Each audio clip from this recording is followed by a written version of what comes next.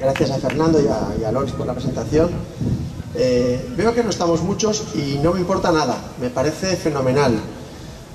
Justamente de esto se trata. Creo que lo fundamental de esta presentación de Podemos aquí en Pamplona y en Tudela, que hicimos la semana pasada en Pamplona y que hacemos hoy en Tudela, es sobre todo el objetivo que creo que tiene que ser es que la gente se dé cuenta que tenemos que empezar a hacer política. La política nos la están haciendo hace muchísimo tiempo, poco a poco vamos notando que las cosas van deteriorándose, que la situación es peor, y yo a veces creo que la gente cree que la crisis se va a pasar, que la crisis se pasa. ¿Por qué? Pues porque se va a pasar, no, pero se pasará porque hagamos algo. Es como si tienes una enfermedad y dices, ya se me pasará, o no, o igual vas y te mueres de esta. O sea, algo tendremos que hacer. Y haré un recorrido, ya lo vais a ver, que nos va a llevar a la conclusión de que probablemente la primera solución que tenemos que tomar es darnos cuenta, empoderarnos, convencernos de que algo tenemos que hacer.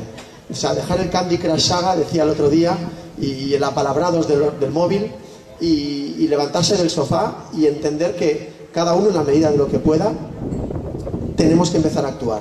Si dejamos que sigan haciéndolo por nosotros, bueno, pues las consecuencias de que otros tomen decisiones en nuestro nombre las estáis viendo, y creo que la ciudadanía es muy consciente que los políticos que tenemos a día de hoy no representan para nada a los ciudadanos, y lo que es peor, no representan para nada los intereses de los ciudadanos. Que no los representen lo podría entender, pero que no se preocupen de los intereses de los ciudadanos y prioricen otros que desde luego no son esos, eso es lo que no tenemos que seguir consintiendo. Y para eso ha nacido Podemos, y esta va a ser un poquito el hilo argumental de la presentación que hago yo hoy. No puedo evitar parecer un profesor, porque lo soy todos los días de la semana. Le comentaba a Joserra, que venía conmigo en el coche, que mis amigos me suelen bromear cuando hablo con ellos, me dicen, a mí háblame normal, que yo no soy tu alumno, porque parece que lo explico todo demasiado. Me suelen dar collejas porque excedo en eso, ¿no? Por lo tanto, es muy difícil que me quite esa etiqueta, porque la llevo muy puesta. Pero bueno, dicho esto, dicho que la crisis no se va a pasar así como así, y que algo habrá que hacer, también quiero advertiros que probablemente en mi presentación el lenguaje no sexista que debería usar todo el tiempo todavía no lo he hecho muy propio, lo intento, me voy convenciendo, pero no tengo un asesor de imagen, no tenemos profesores de dicción y de oratoria en el partido, ni lo consideramos una prioridad. Tenemos la verdad y la razón de nuestro lado, y eso debería ser suficiente. Perdonadme por último un pequeño guiño cómplice. Sé que Tudela es distinto que Pamplona, pero al final también estamos dentro de lo que es Navarra, y yo preparé la semana pasada una presentación en euskera de 25 segundos y también quiero tener el detalle de hacerla aquí, un poquito con esfuerzo, soy catalán, pero esto lo he preparado. Y la haré, serán 20 segundos, y si me equivoco mucho me decís. Ni katalana naiz eta 2007tik Iruñean bizi naiz. Ohartzen naiz Iruñean gertatzen ari diren desberdintasun politikoekin eta nazional sentsibilitate ezberdinekin. Katalan naizen bezala, oso adinago nire lurraldean gertatzen ari den prozesu soberanistarekin. Podemos, Madrilen sortu arren, kasu guztietan herritarren ahotsa entzutearen alde apostu egiten du, eta ez du inolako oztoporik jartzen katalanen, euskaldunen, nafartarren, galegoen edota beste edozein komunitateak kontsulta eskatuko balu. Ulertuko duzuen bezala, nire hitzaldia gazteleraz izango da, ezbait naiz euskaraz egiteko gai sentitzen.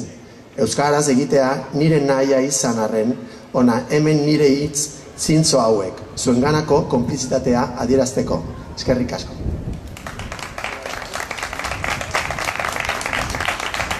Yo sé lo que he dicho porque lo escribí en castellano primero, y luego lo he entrenado. Bueno, ahora empezamos propiamente lo que va a ser la presentación, y como suelo hacer en clase, voy a deciros que consta de 3 partes. Intentaré no extenderme en el tiempo, pero eso también me suele costar. Y las 3 partes, en esencia, van a ser un primer recorrido sobre la situación económica real que tenemos. Y lo siento, os voy a hablar como adultos, os voy a decir los números tal cual son. Yo no soy un político al uso, no tengo ningún interés político más que el de concienciar a la ciudadanía. De hecho, me suelen reñir porque es que verdaderamente No tengo ningún afán, cero, ni siquiera quiero salir eurodiputado. Estoy en la lista, sí, me da igual salir que no salir. Cambio cada voto por que cada uno de los que estáis aquí hoy habléis con 5 personas más y les pongáis en situación.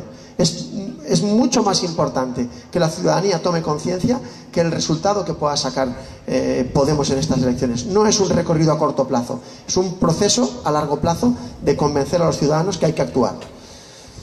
Entonces, el recorrido de la presentación va a ser primero hablar de la situación real del país, y os va a doler, no os va a gustar, lo siento. Terminaremos con la parte buena, pero empezaremos con la parte mala, como en las películas. Os pondremos en situación, crearemos una situación de miedo escénico, real, porque es el que es. Haremos una segunda lectura, o una segunda parte del desarrollo, que va a centrarse en... Porque la primera parte habla de la deuda, y veréis la magnitud de la deuda pública, la deuda numérica, la deuda económica. Pero haremos una reflexión y diremos, ¿y solo hay esa deuda? ¿No hay otras deudas? ¿El Estado no tiene con los ciudadanos otras deudas que nacen de la Declaración Universal de los Derechos Humanos o de la misma Constitución? ¿Esas deudas no están escritas en papel también? ¿No hay que cumplirlas? Por tanto, si tenemos 2 deudas, entonces es una cuestión política y de decisión. ¿Cuál de las deudas pago antes? ¿O cuál es más importante? Vale, si pudiera pagar las 2, pagaría las 2. Pero si no puedo pagar las 2 y debo elegir, ¿quién debe elegir? ¿Cuál es la deuda a la que debemos dar prioridad? Esa será la segunda parte. Y la tercera hablaremos de soluciones, con lo cual espero acabar con un poco de optimismo. Lo que pasa que esas soluciones, por desgracia, no son convencionales. Esas soluciones no son subir un 1% el IVA del 21 al 22, o bajar 2 puntos las cotizaciones sociales, o que tenemos un 0,4 de crecimiento del PIB. Pero si un 0,4% es nada, es que eso, con que te hayas equivocado en el cálculo estadístico, que por cierto lo van a cambiar ahora para corregirlo y que puedan mejorar versionadas las cifras, lo van a cambiar dentro de nada. El método de cálculo del PIB, creo que en septiembre de este año lo modifican, con lo cual nos harán una nueva lectura. Pero es igual, un 0,4 es nada, es poquísimo. ¿Creéis de verdad que con ese crecimiento los problemas se van a resolver? Suponiendo que fuera así, creciendo de 0,4 en 0,4, ¿en cuántos años? ¿En 40? ¿En 50? Bueno, pues vale, pues largo me lo fiáis. Yo creo que las soluciones que existen, os voy a dar unas cuantas, y no voy a poderos dar todas porque no tengo tiempo, pero las soluciones no convencionales, por supuesto que pueden resolver el problema. Lo que pasa es que los políticos que tenemos hoy en día no las van a tomar, seguro, ellos no. Y por eso la primera solución de todas ellas pasa porque los ciudadanos os convenzáis de que ellos no las van a tomar, que tendremos que hacerlo nosotros. Desgraciadamente la historia de la humanidad está llena de guerras y de revoluciones. Generalmente es porque al pueblo lo han llevado al límite, y lo que yo no sé es cuál es el límite. Yo no he vivido ninguna y no sé dónde estará ese límite, pero la historia de la humanidad, coged cualquier punto geográfico, recorred un periodo de tiempo de no más de 120 años y encontraréis una guerra o una revolución. Entonces, yo lo que no quisiera es que eso llegara. Yo querría que la ciudadanía se empoderara antes, se convenciera y empezara a actuar. Pues este es un primer paso. Los que estéis aquí sois todos los que necesito, aunque estuvierais solo 2. Esos 2 se lo explicaréis a otros 5 a cada uno y luego votaréis lo que os dé la gana. Pues venga, me centro ya en el asunto, en la primera parte. Dejadme que os haga una pequeña introducción dentro de esa primera parte y quiero definir qué es democracia. Democracia significa predominio del pueblo en el gobierno de un Estado. No sé si sentís que hay predominio del pueblo en el gobierno de un Estado. Alguien os dirá que sí, que votáis cada 4 años. Por cierto, se les vota por un programa y no sé si tenéis sensación de que se viene cumpliendo el programa del partido que ahora mismo gobierna. No sé si sentís que se viene cumpliendo. Pero bueno, democracia significa predominio del pueblo en el gobierno de un Estado. Por otra parte, eso representa un contrato entre 2 partes. Hay un gobierno que gobierna y unos ciudadanos. Pero si una de las 2 partes rompe ese contrato y no cumple las reglas democráticas que lo sustentan, porque no cumple el programa con el que llegó, la otra parte, la ciudadanía, está legitimada para no cumplirlas, incluso para desobedecer. Es un contrato. Yo te voté, tú dijiste que harías lo que dijiste que ibas a hacer, y luego vas y no lo cumples. Me argumentas que es que hay unas fuerzas más poderosas que te obligan. Bueno, entonces lo que tienes que hacer es renunciar, es decir, yo no puedo cumplir lo que dije y no puedo seguir donde estoy. Está claro que el PP y el PSOE no están cumpliendo con su programa electoral, ninguno de los dos. Donde han estado y donde han gobernado no han cumplido lo que prometieron. El PP y el PSOE están actuando en contra de la ciudadanía a la que representan o dicen representar, a través de las medidas políticas de austeridad y de su obediencia respecto a las políticas que se imponen desde Bruselas. Cuando avance un poquito más en el argumentario vais a daros cuenta que las decisiones no se toman en absoluto en Madrid. Ya quisiera yo, soy catalán, que se tomaran en Madrid. No se están tomando en Madrid. Y otra pregunta más, ¿qué es el país? Porque ahora oía estos días que decían que es... Bueno, he oído que la recuperación va sobre ruedas. No sé qué tipo de ruedas ni qué tamaño de radio tendrá. Pero dicen que va sobre ruedas. Y yo me pregunto, ¿qué es el país? ¿Qué coño han entendido que es el país esta gente? El país son sus ciudadanos. A mí, lo que haga el IBEX 35 me da absolutamente igual.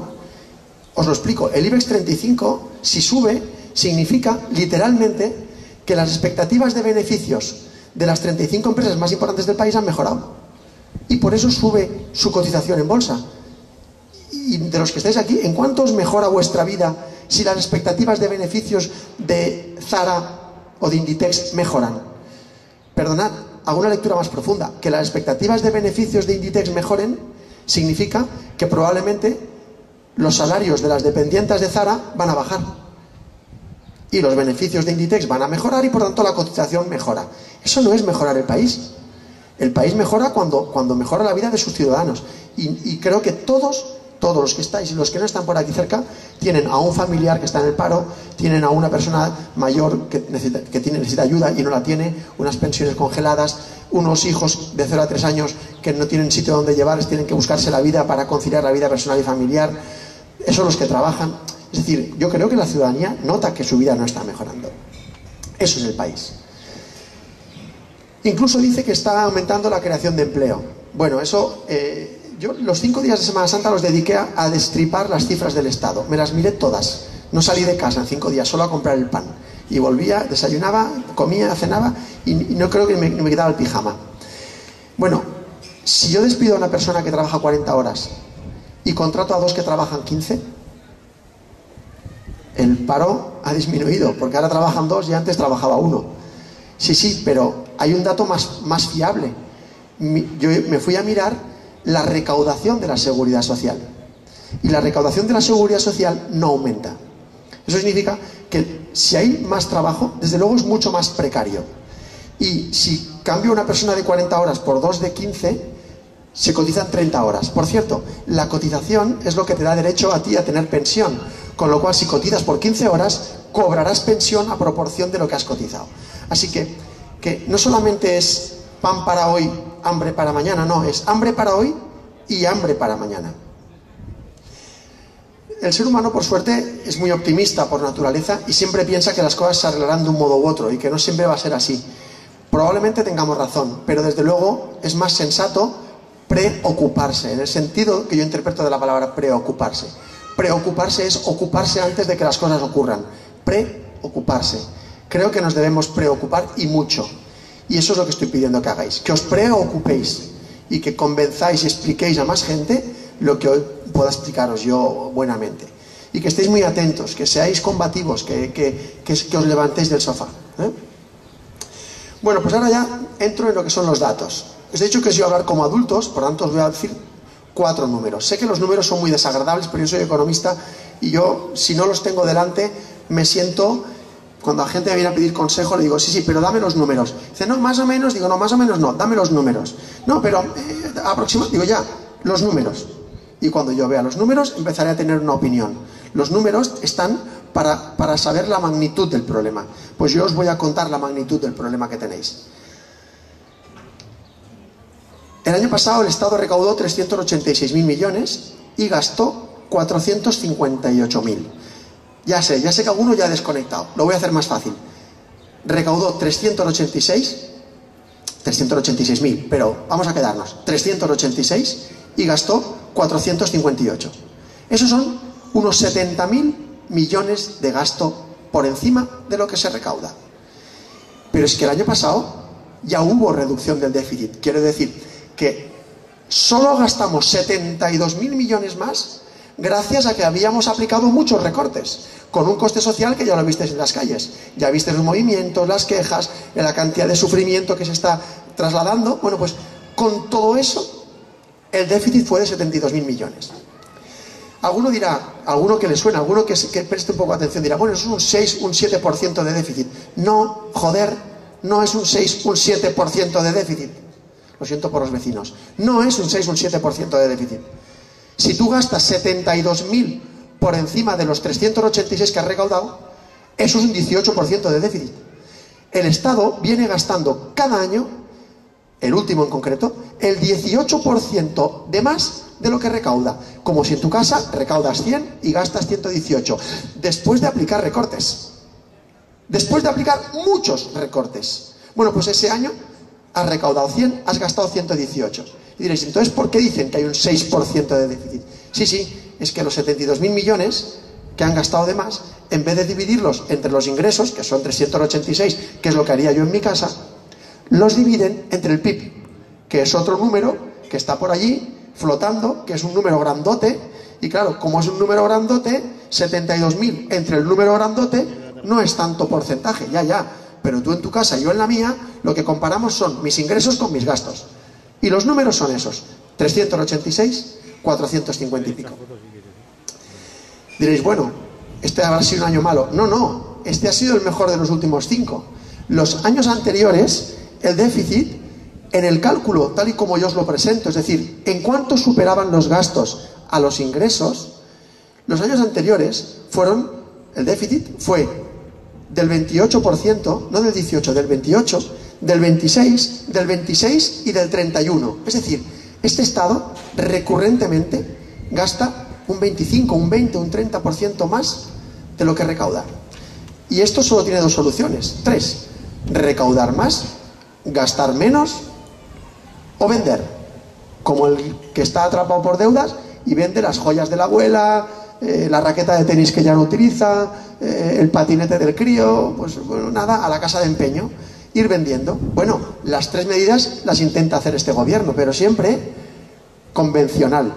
Es decir, los ingresos intenta ir al IRPF en vez de acudir a luchar para recaudar más de las empresas, luego hablaremos de eso. El recorte de gasto, donde le es más sencillo, es decir, no ha recortado de ayudas a la banca, ha recortado de ayudas a los ciudadanos. Y vender, está vendiendo todo lo que puede. Todo lo que puede porque ya no le queda mucho que vender. La mayor parte de tesoros del Estado se vendieron en el primer mandato del PP, cuando privatizaron todas las empresas públicas que generaban recursos. Se privatizó sectores de energía, de telefonía, se vendió una banca pública que era Argentaria. Es decir, todo lo que había de valor en el Estado ya se vendió. No, todo no. Todavía nos quedan muchas cosas por vender. Nos quedan por vender el agua, nos quedan por vender los ríos, nos quedan por vender las islas, como los griegos ya están haciendo, nos quedan por vender la sanidad, nos queda por vender Renfe, nos queda por vender autovías a las que les pintarán una caseta encima y serán de copago, y están vendiendo la salud y la educación. Bueno, nada. Ese es el país que nos van a dejar. Hay 3 soluciones: aumentar ingresos, recortar gastos o vender. Por cierto, la solución de vender siempre es temporal, porque cada vez te quedan menos cosas que vender. Y esa solución no la puedes utilizar como método. Bien, una vez hemos tomado conciencia de la magnitud del problema, solo he hablado del déficit. Voy a hablar de otra cosa, la deuda. La deuda es la acumulación de los déficits. Si tú un año recaudas 100, lo hago en números sencillos, y gastas 118, esos 18 hay que pedirlos prestados. Los debes, ya debes 18.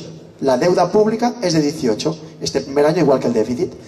Al año siguiente, si recaudas 100 y gastas 123, hay que pedir esos 23, pero ya debes los 23 y los 18 de la vez anterior. Ahora ya debes 41, más los intereses de aquellos 18 que te los han añadido.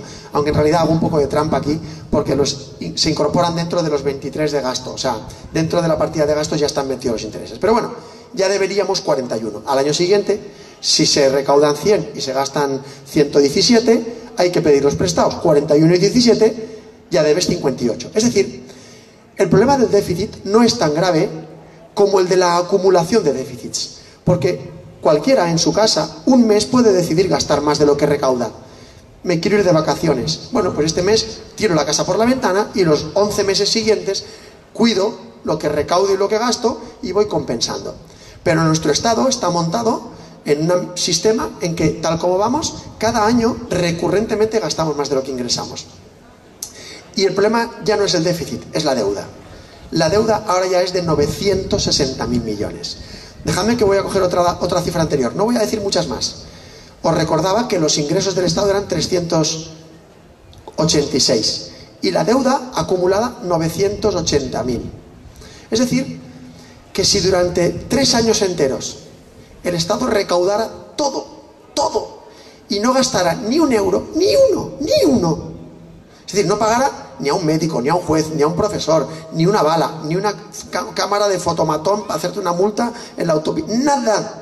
Ni un litro de gasolina para un coche de la Guardia Civil, nada.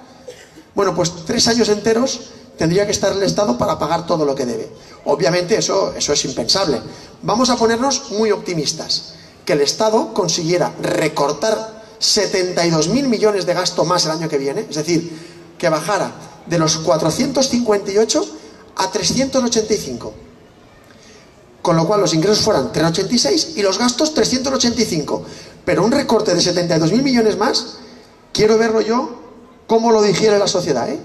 Bueno, pues si hiciéramos eso, el Estado habría conseguido tener un superávit de 1.000 millones y entonces en 960 años, iguales que ese, la deuda podría pagarse.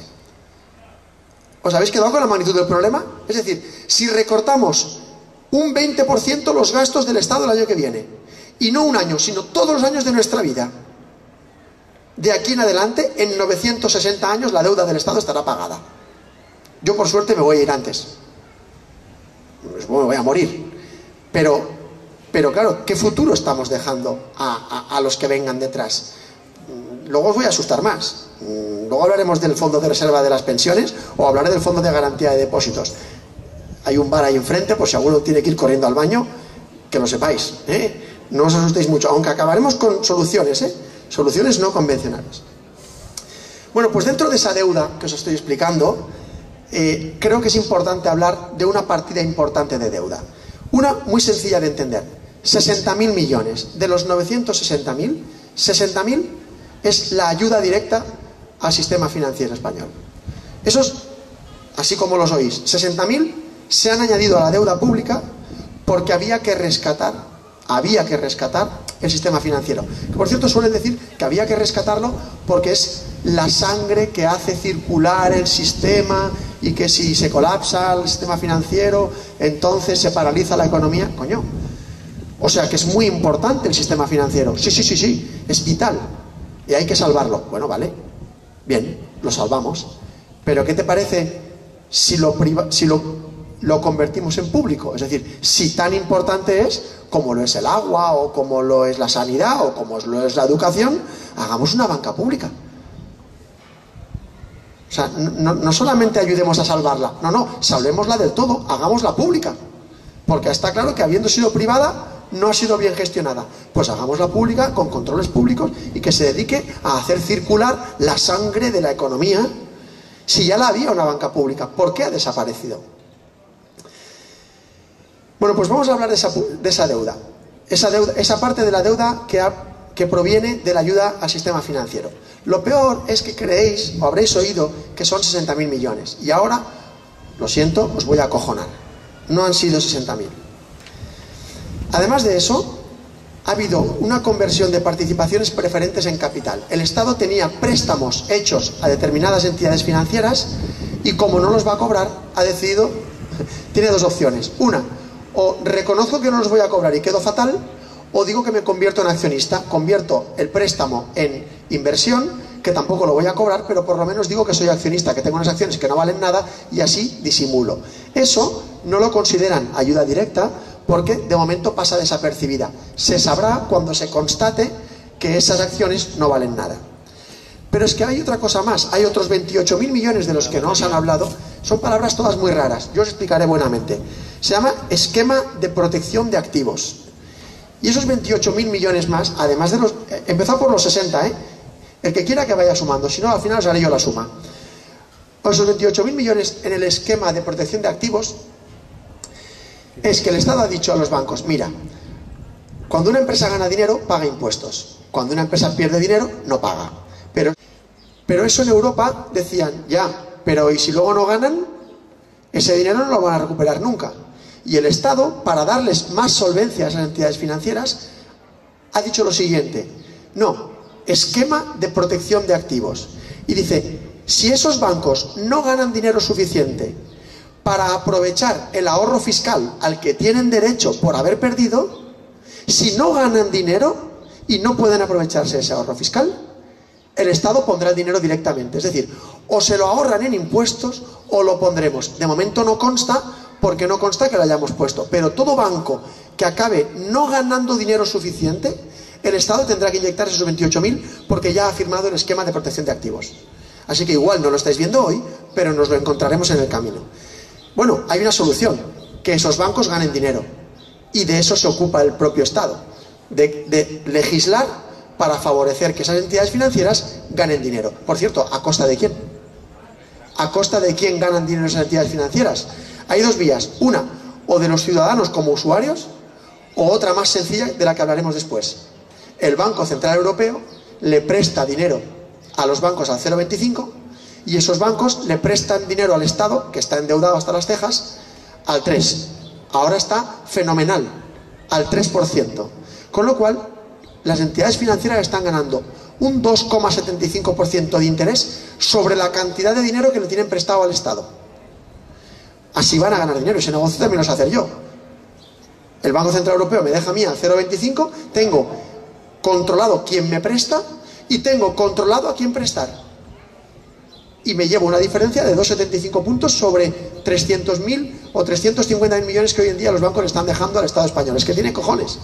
El Estado español sanea a las entidades financieras y son las entidades financieras las que con el dinero que el Banco Central Europeo inyecta, presta al Estado español.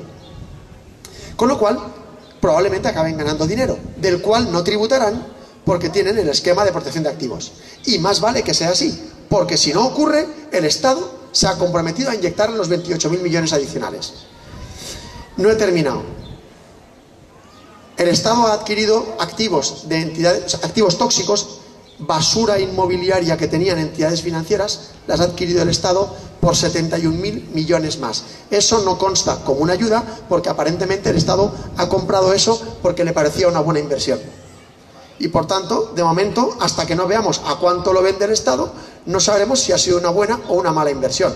Podéis leer entre líneas todos que si los bancos se lo han vendido y el Estado se lo ha comprado, buena inversión no era. No he terminado, por desgracia.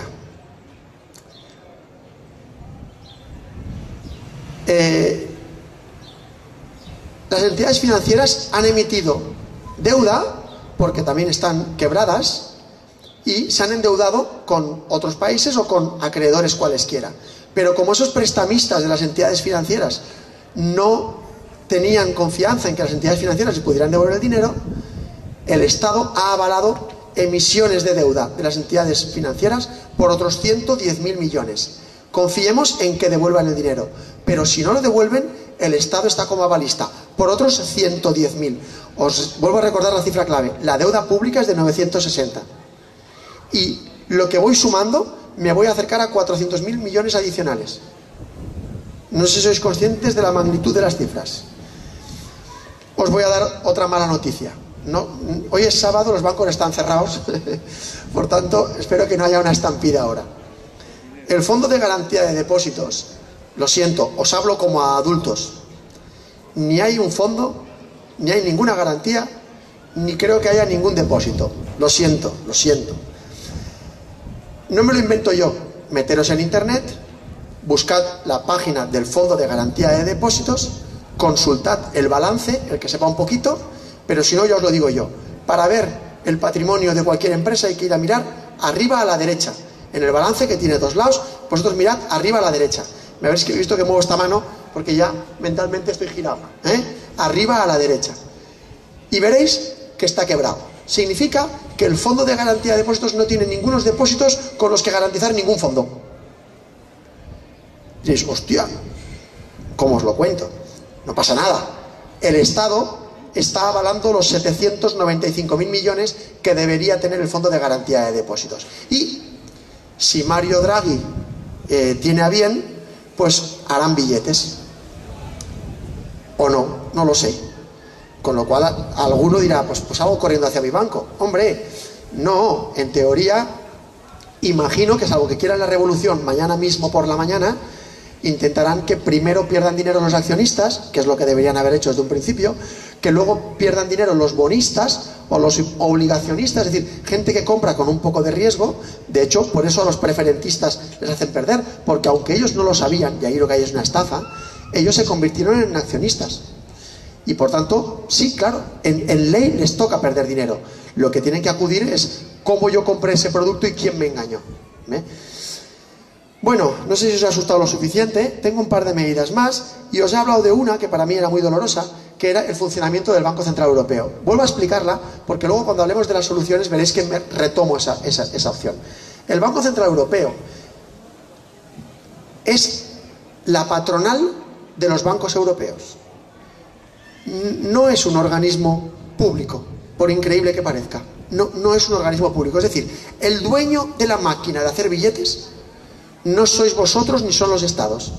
Es la patronal de la banca. Y digamos que se decidió así para impedir que los gobiernos pudieran hacer un uso político de la máquina de hacer billetes.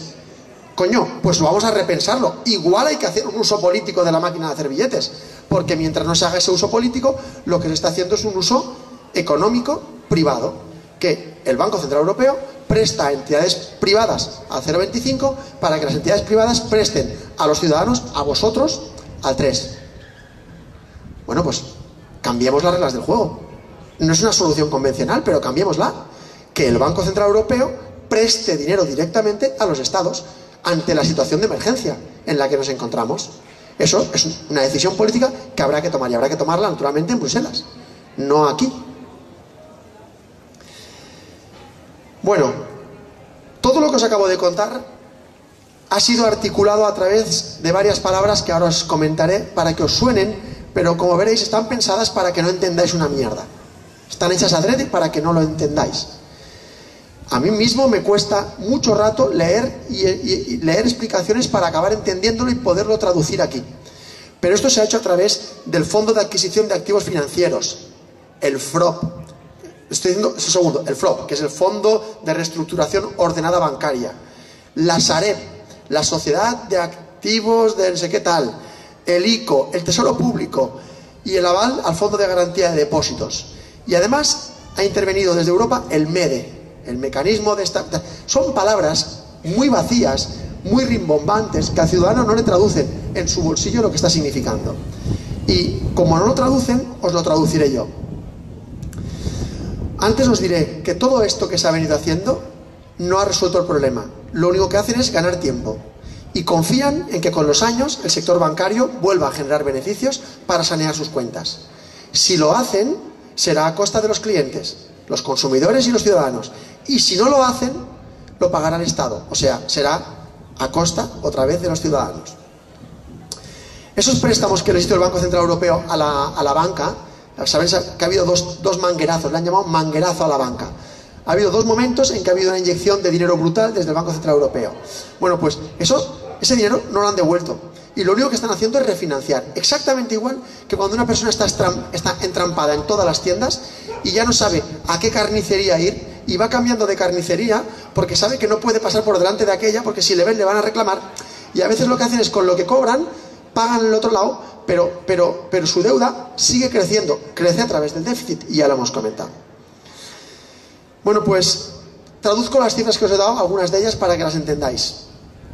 Los 60.000 millones de ayuda directa son 1.200 euros por ciudadano. Es decir, 1.200, 1.200, 1.200. No sé si lo consultaron, pero 1.200 euros por cabeza, y el que tenga hijos, que sepa que le sale más caro. A mí me sale por 3.600. Esos son los 60.000 de ayuda directa. Pero es que los avales del Estado al sector financiero son por otros 472.000, que si hay que finalmente hacerle frente, son otros 10.000 euros por ciudadano. Vosotros habéis avalado cada uno con 10.000 euros de vuestro bolsillo a las entidades financieras. Diréis, no, yo no. Sí, tú sí. Pues a mí no me lo van a quitar porque yo no tengo. ¿Cómo que no te lo van a quitar?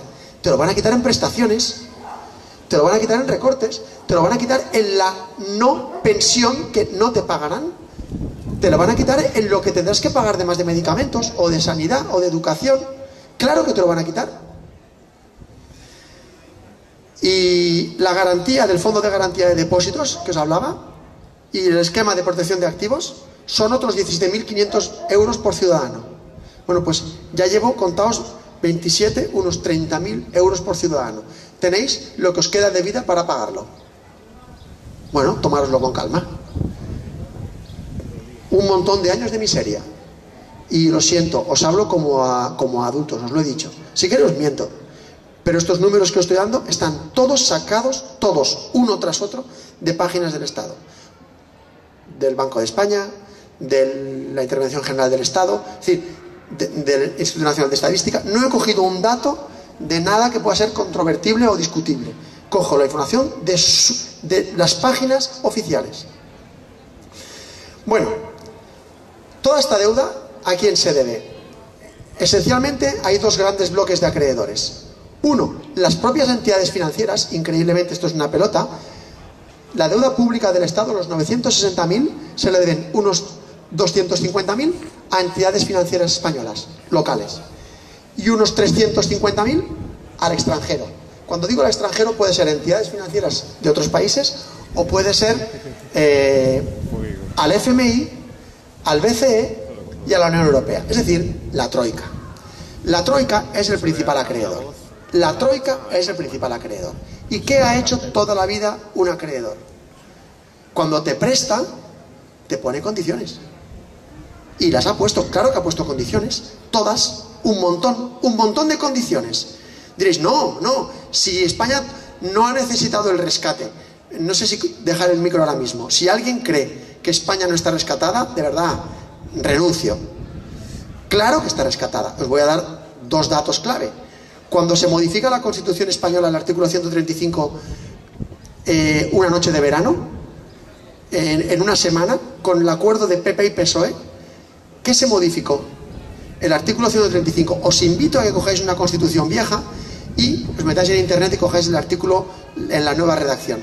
Y que vosotros, no yo, comparéis qué párrafos cambiaron.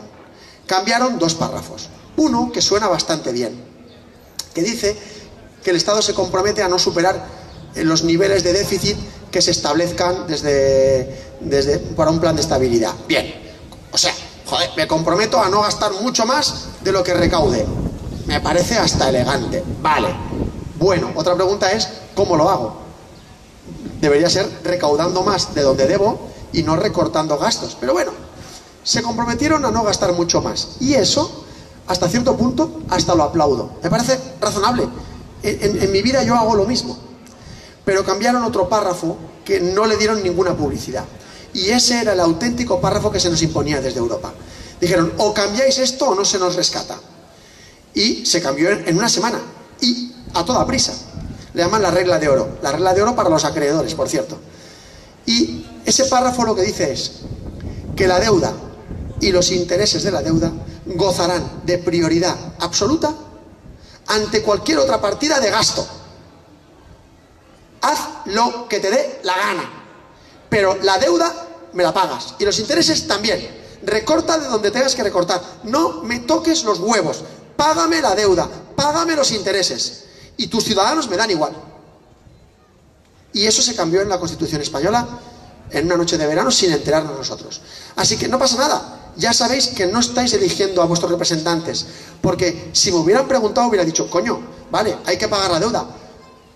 Sí, pero ¿hasta dónde? ¿Cuánto tiene que llorar mi hijo para que yo cambie de opinión? Bueno, si mi hijo llora, que se joda. Si llora bastante, que se aguante. Pero si se va a morir mi hijo, me parece que le voy a decir al acreedor que espere. Como poco que espere. Y además, luego llegaremos, me voy a plantear qué parte de esa deuda es legítima. Porque igual hay una parte de la deuda que si me la miro bien no es una deuda que yo tengo que pagar. Así que cuando hablemos de las soluciones tocaremos el tema de la auditoría ciudadana de la deuda. Bueno, pues nada, esa fue una de las condiciones que impuso la Troika, pero puso otra. Cuando hubo lo que llamaron rescate al sector financiero, que ahí por lo menos sí utilizaron la palabra rescate, yo estaba por suicidarme cuando oí a Rajoy decir, casi en plan chulito, que el que había puesto condiciones había sido él. De verdad que estaba por llegarme hasta donde estaba y dar una patada a la pantalla de plasma.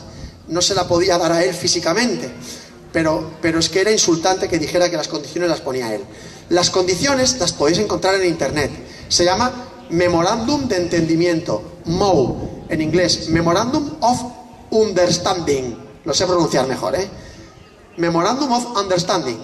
Y ese MOU, ese Memorándum de Entendimiento, os dice una tras otra todas las medidas políticas y económicas que se vienen tomando desde el rescate del sector financiero. Pero están redactadas, están escritas y además con verbos como se exige la implantación de, el Estado se obliga a, leedlo por favor, está traducido al castellano y entonces no es muy largo de leer, son unas 15 páginas, una tras otra, y estamos obligados a cumplirlo, salvo que tomemos soluciones no convencionales. Nos han dado más ideas. En ese memorándum de entendimiento, por supuesto, nos hablan de imponer una fiscalidad a la vivienda en propiedad. No va a tardar. Ya está aplicado una subida del IVA, que estaba allí. Ya está aplicada una precarización del mercado de trabajo. Ya está, y estaba allí.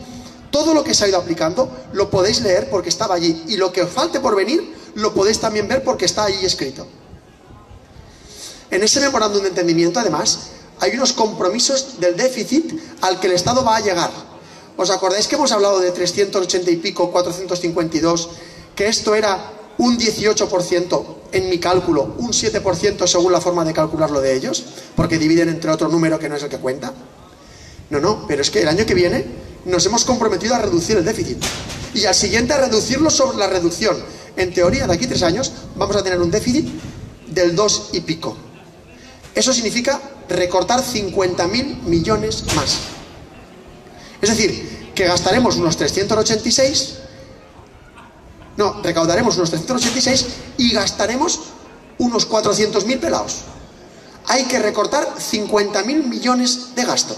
Pero ojo, no solo de aquí 2 años, sino de aquí 2 años y para los restos. Recortar 50.000 millones significa recortar una 9ª parte del gasto del Estado. Y ojo, de los intereses no, porque eso va lo primero. Pues ¿de dónde van a recortar? Pues van a recortar de los parados que ya no hay. ¿Cómo que ya no hay parados? Claro, la gente cuando lleva ya 2 años y ya no tienen nada, ya no va ni a sellar. Los que se mueren ya no están parados, están muertos. Y los que se suicidan, lo dije el otro día en la Plaza del Castillo, me tomaron una broma. Yo venía mirando desde siempre en el Instituto Nacional de Estadística el dato de suicidios. Lo han dejado de publicar. Ya sé que es contundente lo que digo. Lo han dejado de publicar. Claro, los que se suicidan tampoco están ya en el paro. Y además no van a cobrar pensión. Es una elección, es una decisión política. Y la tienen que tomar ellos o nosotros. Nos han dado más soluciones. Está en el memorándum de entendimiento. Hay más soluciones. Vended lo que tengáis. Privatizad servicios. Coño, lo que tengas véndelo, pero págame la deuda y los intereses. Vende, y a mí que me cuentas. A mí que me cuentas de tus ciudadanos. A mí que me cuentas de que es que no vas a privatizar la sanidad. La privatizas. Me tienes que pagar la deuda. Lo pone el artículo 135 de la Constitución. Lo modificasteis vosotros. ¿O no? Bueno, pues si hemos llegado hasta aquí y hemos visto que seguir recortando para recortar el déficit es una locura insoportable que la sociedad no va a aguantar sin una revuelta, dejadme que ahora os hable, la segunda parte de la presentación, de otra deuda. Y yo pregunto, esta parte la voy a leer más porque creo que si la leo despacio es muy contundente y no necesita mucha explicación. Y digo, ¿no teníamos previamente como Estado otras deudas pendientes con nuestro compromiso ecológico? ¿O con la equiparación de los salarios de las mujeres? ¿O no teníamos una deuda con las listas de espera de la sanidad pública? ¿O no teníamos una deuda con las listas de espera de la justicia? ¿O con los niveles de ayuda a la dependencia? ¿O con la construcción de un sistema de educación pública que garantice la igualdad de oportunidades? ¿O con la ayuda al desarrollo en el tercer mundo, que nos comprometimos al 0,7%? Eso nos comprometimos también. ¿Y eso qué pasa? ¿Eso ya no hay que cumplirlo? ¿O con el compromiso de unas pensiones y una vivienda digna y el derecho al trabajo? En definitiva, con el compromiso al cumplimiento de la Declaración Universal de los Derechos Humanos de 1948. Es que eso es de antes. Es que eso no se había cumplido del todo cuando llegó esta otra deuda. Y yo pregunto, si tengo dos deudas, ¿cuál he de pagar antes? Si es por tiempo, la que lleva más tiempo pendiente. Y si es por justa, no me cabe ninguna duda. Pero nuestros políticos han elegido pagar la otra. ¿Qué dice la Declaración Universal de los Derechos Humanos? Perdonadme que recorté 3 párrafos, además del preámbulo. Está bien leerlos, es muy cortito leer los derechos humanos, muy cortito, pero cada frase es de una contundencia extraordinaria. Y os leo del preámbulo. Dice, en base a que el reconocimiento de la dignidad inherente a todos los miembros de la familia humana y de sus derechos iguales e inalienables constituyen el fundamento de la libertad, de la justicia y de la paz en el mundo. En base a que la desatención y el desprecio de los derechos humanos ha llevado a actos de barbarie que remueven la conciencia de la humanidad, y que la llegada de un mundo donde los seres humanos disfrutarán de libertad de palabra, de pensamiento y serán liberados del miedo y de la miseria, ha sido proclamado como la aspiración más alta de la humanidad. Yo añado, la más alta, la más urgente. Y en base a que es esencial que los derechos humanos sean protegidos por un régimen de derecho, a fin de que los humanos no sean empujados como último recurso a la revuelta contra la tiranía y la opresión. Y en el artículo 1 dice, todos los seres humanos nacen libres e iguales en dignidad y en derechos. Tienen razón y conciencia y han de comportarse entre ellos con espíritu de fraternidad. Y el artículo 4 dice, nadie puede ser sometido a esclavitud o servidumbre. La esclavitud y el tráfico de esclavos son prohibidos en todas sus formas. Y ahora voy a haceros una reflexión. ¿No creéis que conocéis formas de esclavitud modernas, consentidas y aceptadas? ¿Qué vida es la de una persona que solo le queda una miseria de dinero para comer y para dormir y al día siguiente a trabajar? Es que ahora hay pobres con empleo, hay gente que tiene trabajo y es pobre. Es un nuevo grado de pobreza. Antes se entendía que podía ser muy pobre el que no tenía trabajo, pero es que ahora hay pobres con trabajo. Eso es una forma de esclavitud. Es más, lo que no quiero es que tengas que comer en la cantina de la empresa. Búscate la vida en un McDonald's y vuelve mañana a trabajar lleno de energía. Sigo con otras deudas pendientes. ¿No teníamos previamente como Estado otras deudas pendientes, como los artículos 10 hasta el 29 de derechos fundamentales de la Constitución española? El problema es que no nos levantamos de la cama para leernos la Constitución española. No es que yo esté muy de acuerdo, pero de momento es la que tenemos. ¿Se podría modificar? Sin duda, pero es la que hay. Y yo digo, coño, ¿y eso no hay que cumplirlo? Esos derechos, del 10 al 29, hablan de dignidad. Y yo creo que la dignidad de muchas personas está siendo pisoteada. No sé la dignidad de las personas que no tienen la ayuda a la ley de la dependencia, o la dignidad de las personas que cobran salarios miserables, que no tienen para vivir, o que tienen que compartir piso entre 4 y entre 5. Hablan de dignidad, hablan de igualdad, hablan de libertad ideológica y de religiosa, hablan de seguridad, de honor, de intimidad, de inviolabilidad del domicilio. ¿De qué domicilio me estás hablando si me has desahuciado? Eso está en la Constitución y esos derechos estaban desde antes. Hay libertad de reunión, de tutela judicial, de educación obligatoria y gratuita. Y lo están pisoteando también. Leo más derechos. ¿No teníamos previamente como Estado otras deudas pendientes, como los artículos 30 al 38 de los derechos y deberes de los ciudadanos de la Constitución española? Del 30 al 38 hablan de contribuir al sostenimiento de los gastos públicos de acuerdo con su capacidad económica, el derecho al trabajo y a una remuneración suficiente para satisfacer sus necesidades y las de su familia. ¿Qué pasa con los paraísos fiscales? ¿Qué pasa con las SICAV? ¿Qué pasa con la evasión y la elusión fiscal? ¿Qué pasa con la precarización? Volvemos a pisotear un montón de artículos de la Constitución. Y el último bloque que quiero comentar. ¿No teníamos previamente como Estado otras deudas pendientes, como los artículos 39 al 52, de los principios rectores de la política social y económica de la Constitución española? Dicen, los poderes públicos aseguran la protección social, económica y jurídica de la familia. ¿Creéis que los poderes públicos aseguran, como aseguran esa deuda, la protección social, económica y jurídica de la familia? O el 40 que dice, de manera especial realizarán una política orientada hacia la plena ocupación. ¿Esto no es un compromiso? ¿Esto no es una deuda? ¿Esta no hay que pagarla? Y el 41 que dice, los poderes públicos mantendrán un régimen público de seguridad social para todos los ciudadanos que garantice la asistencia y las prestaciones sociales suficientes en las situaciones de necesidad, especialmente en caso de falta de trabajo. Y ahora la gente que no tiene trabajo les quitan la tarjeta sanitaria. Y el 44 que dice, los poderes públicos promoverán y tutelarán el acceso a la cultura a la que todo el mundo tiene derecho, y han subido el IVA. Y el 45, todo el mundo tiene derecho a disponer de un medio ambiente adecuado para el desarrollo de la persona y el deber de conservarlo. Es decir, hay tantos artículos de la Constitución que han sido pisoteados que yo me pregunto, ¿y esta deuda? ¿Y esta deuda no estaba de antes? Esta deuda es ilegítima, la deuda económica que hemos contraído. ¿Qué es una deuda ilegítima? Ya estoy terminando, ahora ya vamos a las soluciones. ¿Qué es una deuda ilegítima? Está definido en Naciones Unidas. Una deuda ilegítima es toda aquella que vulnera los derechos humanos. Los acabo de leer. ¿Creéis que la deuda ilegítima que hemos contraído está permitiendo que se vulneren los derechos humanos aquí en España? Dice, es toda aquella que vulnera los derechos humanos, sociales, económicos, culturales y medioambientales de gran parte de la población, en favor de los intereses de una minoría. ¿No es así esta deuda? Su impago no obedece a cuestiones legales, sino al carácter injusto y moralmente ilegítimo de una deuda que genera grandes desigualdades y va en contra del bien común. Esto es una deuda ilegítima. Y la deuda que hemos contraído, una buena parte, especialmente aquella que proviene de la ayuda al sector financiero, es ilegítima. El origen de la deuda privada de las instituciones financieras que os he comentado fue una especulación financiera e inmobiliaria que, por cierto, endeudó a las personas con 2 salarios durante 30 años.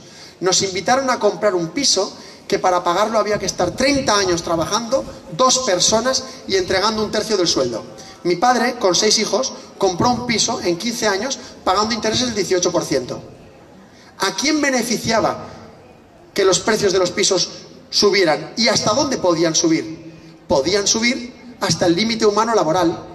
¿Tú cuánto puedes trabajar? Yo 30 años. ¿Y tu pareja otros 30? Vale, pues los pisos pueden subir hasta el salario de 2 personas 30 años. Y no se os ocurra pelearos. No me jodáis, que yo soy el acreedor. El programa del PP hablaba de ni un euro para la banca. Esto lo podéis ver en internet. Seguro que lo dijeron. Lo han incumplido en todos los aspectos. ¿Os acordáis del contrato social con el que empezábamos esta charla? Pues lo han incumplido. Luego, si tú incumples, ¿por qué yo estoy obligado a cumplir? ¿Eso no tiene repercusiones? ¿Cumplisteis vuestro contrato? Y ahora volvía. Si tan necesario era ayudar al sistema financiero, ¿por qué no montamos una banca pública? Igual que tiene que haber una sanidad pública, una educación pública y un control público de los sectores de energía y transporte. ¿No son sectores estratégicos? Hagámoslos públicos. Dejemos que sea la ciudadanía quien en interés del bien común los controle y los gobierne. No se me ocurre una mejor manera de asegurar un buen funcionamiento del sistema financiero. Y ahora os planteo las soluciones para terminar, que seguro que José Ra me está mirando mal porque me he extendido y él me limita mucho el tiempo. No, te voy a votar. Vale. Bueno, pues voy a hablaros de las soluciones. Por supuesto, soluciones no convencionales. Sé que os van a chirriar y vais a decir, sí, hombre, esto es imposible. Pues es imposible. Es imposible salvo que cambiemos, lo primero que todo, la actitud. La primera solución pasa por informar a la ciudadanía, y en eso estoy. Creación de una conciencia colectiva activa y empoderamiento a nivel individual, local, estatal y global. Aunque yo sea muy bueno explicando y aunque os convenza a todos, aunque convenza a todo Tudela, aunque convenza a todo Navarra, aunque convenza a todo el Estado español, no lo voy a conseguir. Porque entre otras he de luchar contra los paraísos fiscales. Y los paraísos fiscales no dependen de mí. Es más, estoy deseando que Estados Unidos llegue a la bancarrota como llegó en enero y que no lleguen a ningún acuerdo republicanos y demócratas. Porque si Estados Unidos se encuentra quebrado, probablemente ellos sí pueden acabar con los paraísos fiscales. La otra opción es que lo hacen ellos o lo hace la ciudadanía. Es decir, espero que ocupe Wall Street y un levantamiento en Grecia y en Francia, ahora que la mitad de los representantes socialistas se han vuelto contra las propias decisiones del nuevo gobierno francés. Es decir, que sea la ciudadanía la que imponga soluciones vergonzosas que siguen permitiéndose. La existencia de un paraíso fiscal es un insulto a la humanidad. Es un sitio donde tú puedes tener tu dinero sin que nadie sepa de quién es y da igual cómo lo hayas conseguido. No, pero ¿qué estamos consintiendo? Si os hablo de los paraísos fiscales os asustaréis. Pero el primer punto es que os concienciéis. Por tanto, José Ra dice que me va a votar. Se enfadan conmigo. Yo no os voy a pedir el voto. Me da igual que votéis a Podemos. Absolutamente igual. A cambio, os pido una cosa. Que esto que os he contado hoy, lo contéis a 5 personas más. Y luego votad lo que os dé la gana. Espero que no votéis a PP y a PSOE. Pero cualquier voto contra la Troika y cualquier voto que sirva para que la ciudadanía se empoderice y tome acción de control sobre las decisiones que están tomando, me vale. ¿Que votáis a Podemos? Encantado. ¿Que no votáis a Podemos? Me da igual. Pero contadlo. De verdad, no tengo ningún interés personal en que sea Podemos la opción que lo resuelva. Somos diferentes y desde luego venimos como un aire fresco que no estaba antes. No tenemos obediencia debida al partido. Yo hace 60 días no sabía que Podemos existía. Y hoy estoy aquí. Y estoy aquí única y exclusivamente con la intención de explicarle a la gente dónde estamos. Espero que reaccionéis. Pero si cuando acabemos esto volvéis al Candy Crush Saga, no habré conseguido nada. Segunda solución no convencional. La eliminación de la concentración en pocos grupos empresariales de los medios de comunicación. ¿Por qué digo esto? Porque los medios de comunicación son absolutamente relevantes. Controlan la opinión pública. Y si solo leemos lo que se publica, estamos muy desinformados. Por suerte existe Internet. Moveros por Internet. Intentar informaros. Ser alternativos. Buscad otras formas de informaros.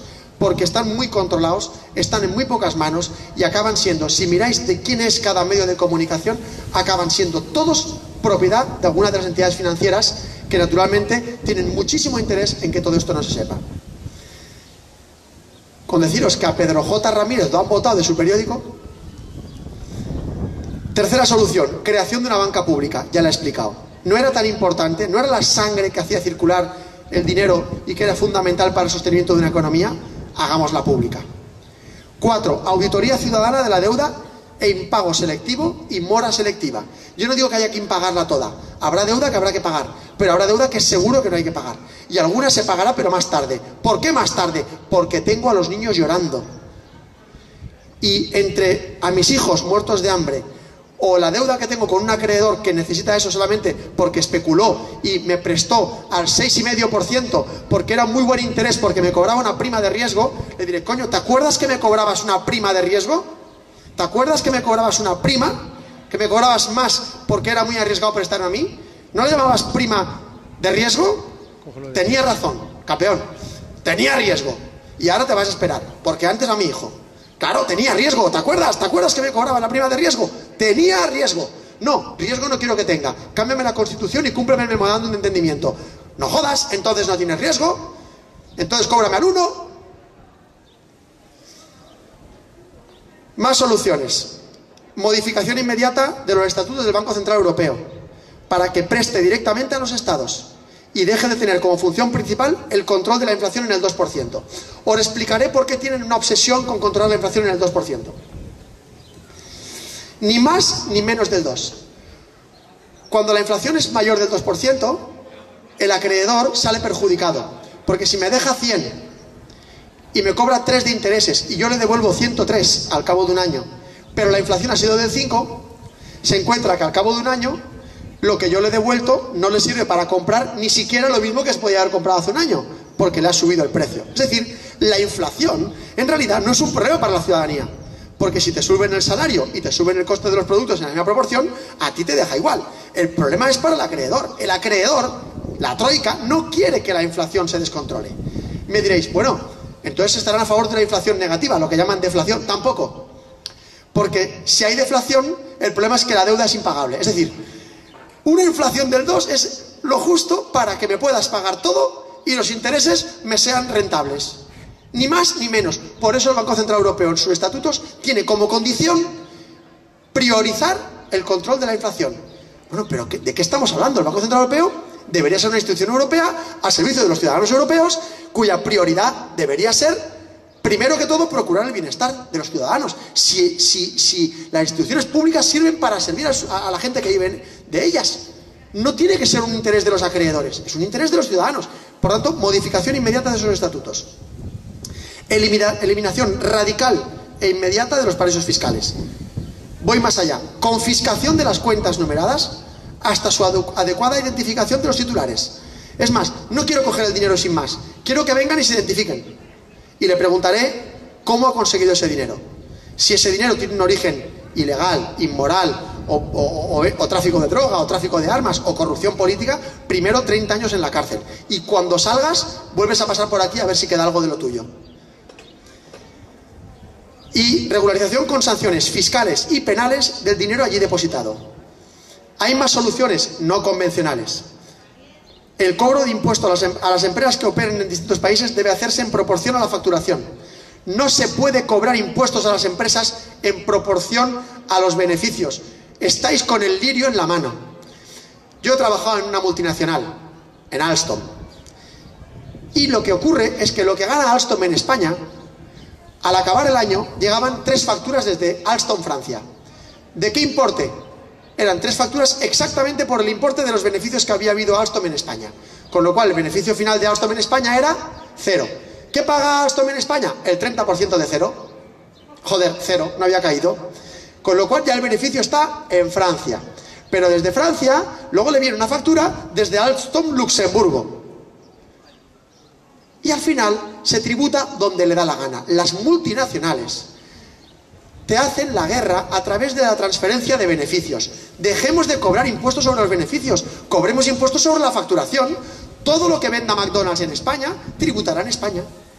Me da igual que tengas beneficio o no, corre de tu cuenta. Si no tienes beneficio, tiras del país, ya lo tendrás, pero tributáis en todos los sitios por la facturación o por el número de empleados. Porque los beneficios se ha probado que no es un buen método para cobrar impuestos fiscales. Por cierto, ¿os acordáis que teníamos un problema de recaudación? Desde el 2007 hasta hoy, la recaudación del impuesto de sociedades ha caído a la mitad. Pero la actividad del país no ha caído a la mitad. Con lo cual, no tendría que haber caído tanto. Por cierto, el IRPF ha caído un 4%, la recaudación por IRPF. Es decir, que no es... Bueno, y con la cantidad de gente que no trabaja. ¿Por qué ha disminuido exageradamente el impuesto de sociedades y no ha disminuido el impuesto de la renta? Porque yo no puedo amenazar al Estado con decirle, como hace Depardieu, si me cobras más de impuestos me iré a otro país. Los ciudadanos estamos presos del Estado en el que hemos nacido y aquí vivimos, salvo que seamos aventureros como nuestros jóvenes y se vayan a la aventura de irse a otro país por una experiencia personal, como dice la ministra. Creo que me entendéis todos la ironía. Las empresas se van a donde haga falta para pagar menos impuestos, si se lo permitimos. Más soluciones no convencionales. Una estricta regulación y control de los movimientos especulativos de capital a nivel mundial.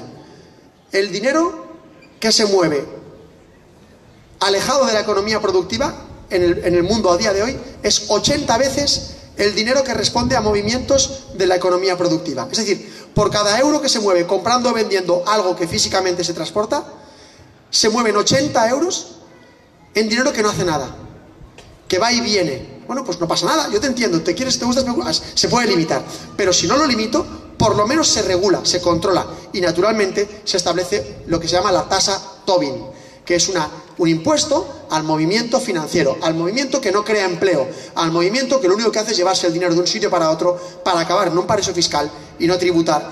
Y quien no tributa no contribuye al sostenimiento del estado de bienestar. Os están robando el estado de bienestar delante de vuestros ojos. Hay más soluciones. Supresión en 15 días de los billetes de 500 euros. Estoy diciéndolo en serio. No sé los que tenéis ahí en el bolsillo vosotros, pero yo no tengo ninguno.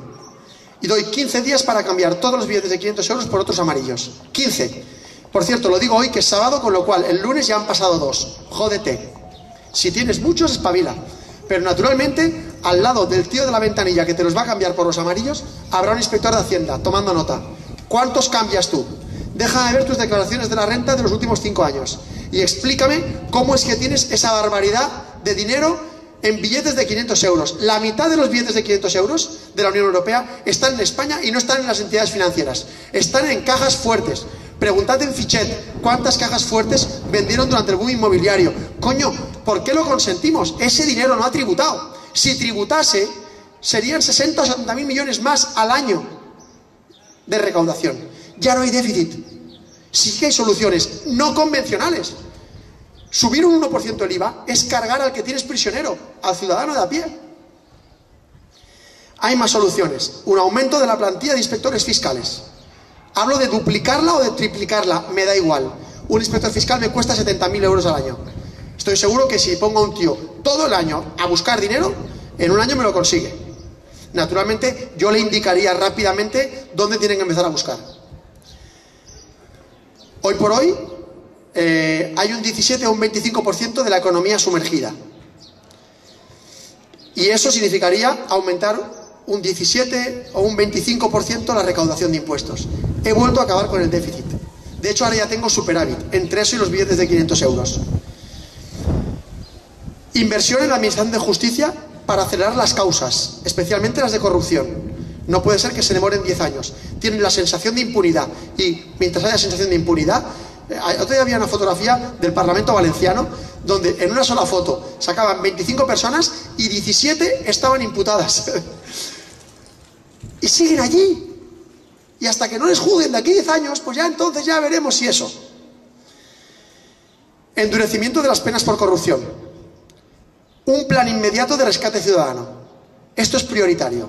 Con un 25% de la población en riesgo de pobreza, precariedad laboral, emigración de jóvenes, 55% de parados con la prestación por desempleo agotada. ¿Pero qué se creen que es eso?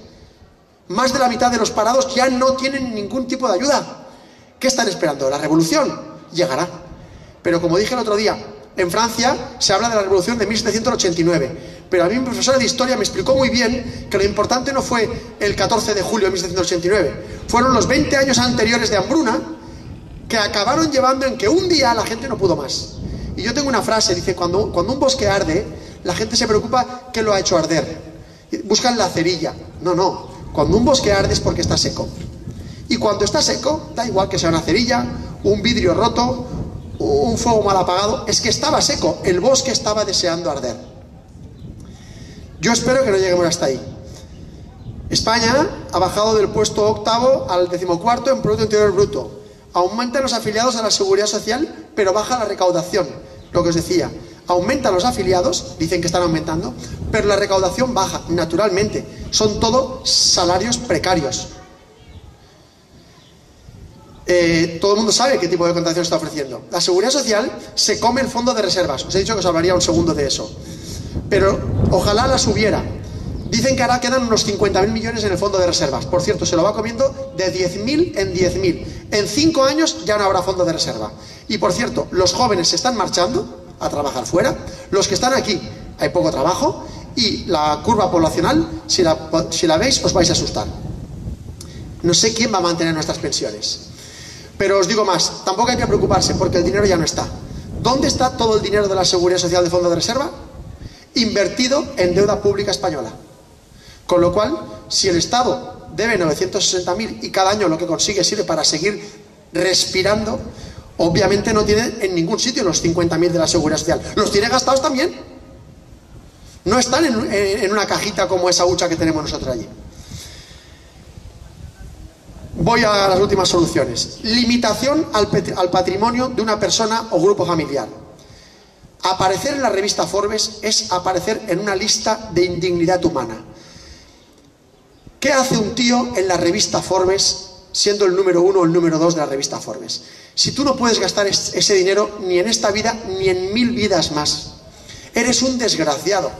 Es decir, eres la persona más repulsiva del planeta. Cuanto más arriba estés de la revista Forbes, cuanto más rico eres, más avergonzado deberías sentirte. Saber que tú estás tan arriba y hay tantísima gente en el planeta muriéndose. Te tiene que avergonzar. Todas las mañanas tendrías que mirar al espejo y romperlo. Y decir, quiero salir de esa lista de manera inmediata. No es ninguna revista de honor. Y el día que esa gente lo entienda, probablemente el país habrá acabado. Leí ayer una frase que decía, no se puede ser millonario e inocente a la vez. Cuando Amancio Ortega ha aumentado el año pasado su riqueza, a ver, yo decía otro día en la Plaza del Castillo, yo me considero un tipo bastante listo, pero pongamos que Amancio Ortega sea 100 veces más listo que yo. Y soy bastante currela. Voy a poner que Amancio Ortega sea 100 veces más trabajador que yo, que no sé cómo lo puede ser, porque no sé si le da el día. Pero bien, significa que debería tener 10.000 veces más dinero que yo. Pero tiene 100 millones de veces más dinero que yo. El resto de veces de más dinero que yo que tiene, ese dinero no lo ha podido ganar ni por muy listo ni por muy trabajador. Solo lo puede ganar a base de explotar a otras personas, de joderle la vida a otras personas.